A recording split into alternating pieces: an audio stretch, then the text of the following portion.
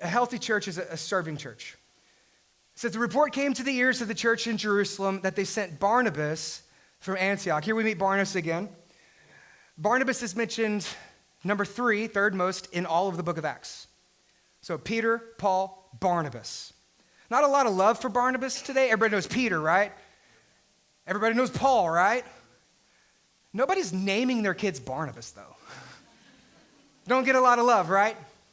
But when the church had to send somebody to this growing, diverse church, who do they send?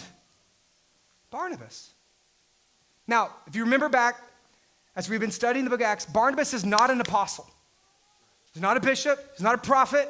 He's not even a pastor. He doesn't even have a book of the Bible named after him. He was just an ordinary, everyday guy who really loved people. And he goes on to be mentioned third most in the entire book of Acts. Just an ordinary guy who God used to do extraordinary things. And when he showed up, he didn't preach a sermon. He didn't have an altar call. You know what he did? And he just got involved, and he just started serving. What can I do to help? Put me in, coach. I'm ready to play.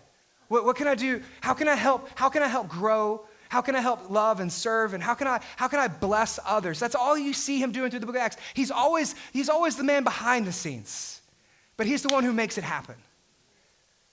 And some of you discredit yourself because you think, well, I'm not going to make a big difference in the church. I'm not going to make a big impact. And, I don't really have a lot of giftings. But you know what?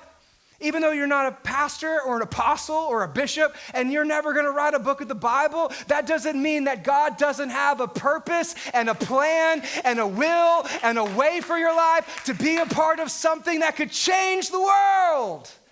Maybe you'll never be a pastor or an apostle, but you know what? We could all be a Barnabas.